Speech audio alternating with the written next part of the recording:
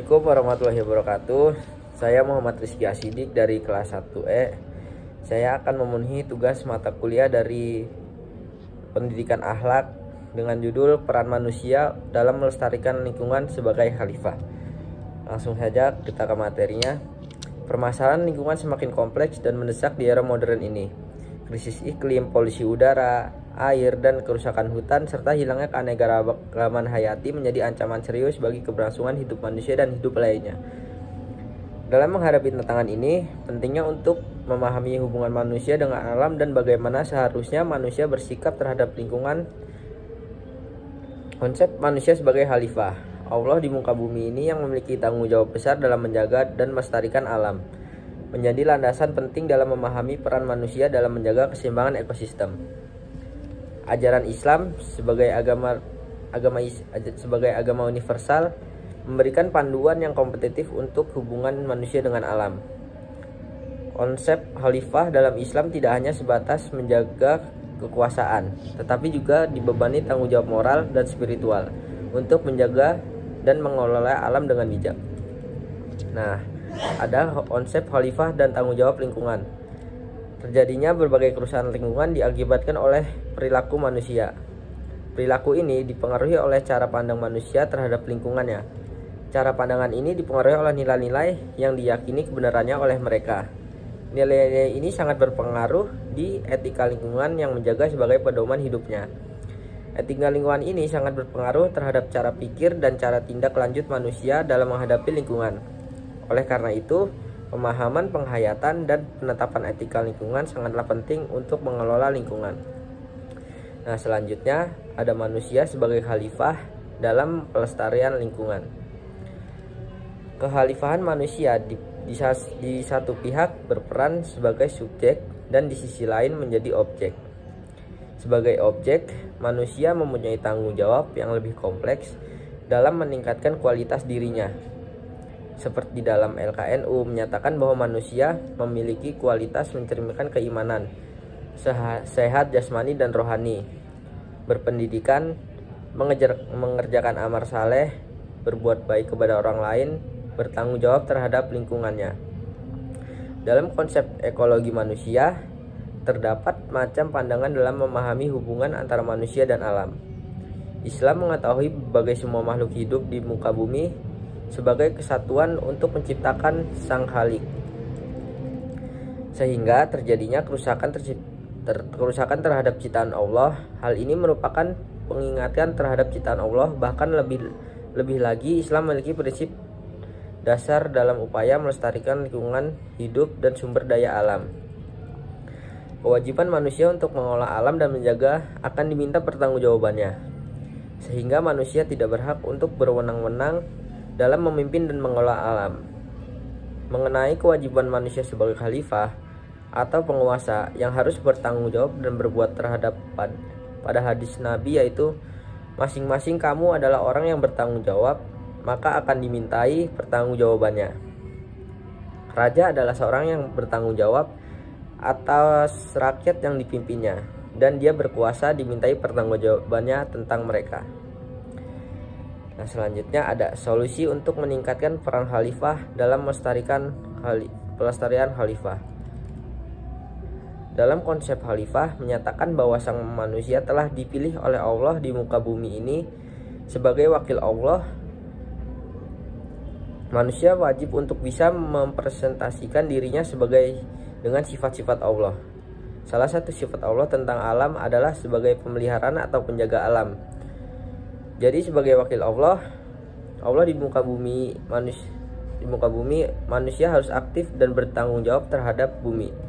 Artinya, menjaga keberlangsungan fungsi bumi sebagai tempat hidup makhluk hidup, termasuk manusia, sekaligus menjaga keberlangsungan hidupnya. Manusia mempunyai hak atau diperbolehkan untuk memanfaatkan apa yang ada di muka bumi atau sumber daya alam dengan melampaui batas dan berlebihan.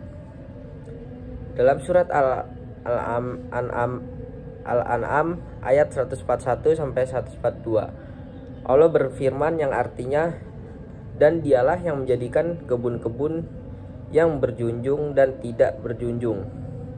Pohon kurma, tanaman-tanaman yang bermacam-macam buahnya, zaitun dan delima yang serupanya berbentuk dan warnanya dan tidak sama rasanya. Makanlah dari buahnya bila dia berubah, dan tunaikanlah hak di hari memetiknya hasilnya. Disedekahkan kepada fakir miskin, dan janganlah kamu berlebih-lebihan. Sesungguhnya Allah tidak menyukai orang yang berlebih-lebihan.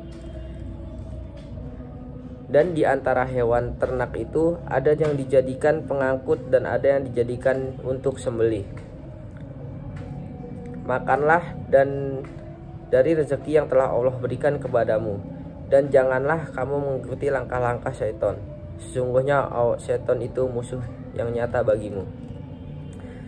Binatang-binatang seperti harimau Sumatera, tumbuh-tumbuhan seperti bunga bangkai, dan aneka kekayaan alam lainnya boleh dieksploitasi, tetapi dalam taraf yang tidak melampaui batas, sehingga eksploitasi yang dilakukan untuk mengakibatkan langka dan punahnya spesies tertentu.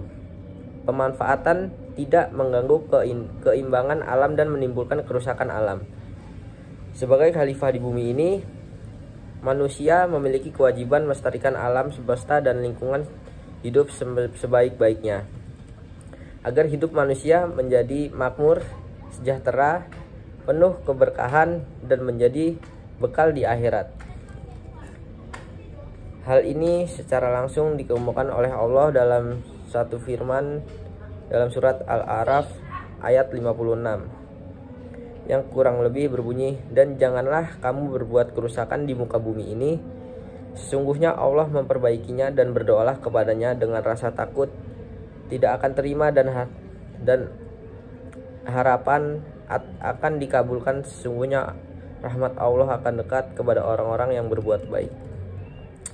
Nah, lalu ada konsep khalifah dalam pelestarian lingkungan.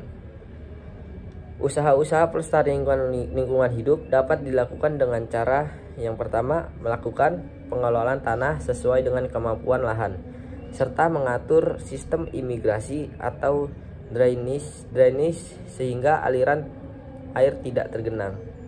Yang kedua, memberikan perlakuan khusus kepada limbah, seperti diolah terlebih dahulu sebelum dibuang agar tidak mencemari lingkungan. Nah, yang ketiga, melakukan reboisasi pada lahan-lahan yang kritis, tandus, gundul, serta melakukan sistem tebang pilih atau tebang tanam agar kelestarian hutan. Yang keempat, menciptakan dan menggunakan barang-barang hasil industri yang ramah lingkungan. Yang kelima, melakukan pengawasan dan evaluasi terhadap perilaku para pemegang hak penguasaan hutan atau HPH agar tidak mengeksploitasi hutan secara besar-besaran. Nah, lalu di sini ada kesimpulannya yaitu penerapan konsep khalifah dalam pelestarian lingkungan dapat diwujudkan melalui cara seperti pengelolaan sumber daya alam secara keberlanjutan, penggunaan energi terbarukan, pengolahan limbah dan bertanggung jawab, dan penerapan gaya hidup ramah lingkungan. Namun, egoisme manusia, kurangnya kesadaran lingkungan seringkali menjadi hambatan menjalankan peran sebagai khalifah. Untuk mengatasi tantangan tersebut diperlukan upaya bersama berbagai pihak, mulai dari individu, masyarakat, hingga pemerintah. Edukasi dan kampanye lingkungan yang efektif dapat meningkatkan kesadaran masyarakat tentang pentingnya menjaga kelestarian alam. Regulasi kebijakan tegas juga diperlukan melindungi lingkungan untuk mendorong perilaku yang tidak bertanggung jawab. Melalui kolaborasi dan komitmen bersama, manusia dapat menjalankan peran sebagai khalifah dengan baik. Dengan demikian, kita dapat menjaga kelestarian bumi untuk generasi mendatang dan mewujudkan kehidupan harmonis untuk bumi dan alam. Sekian materi dari saya. Terima kasih. Wassalamualaikum warahmatullahi wabarakatuh.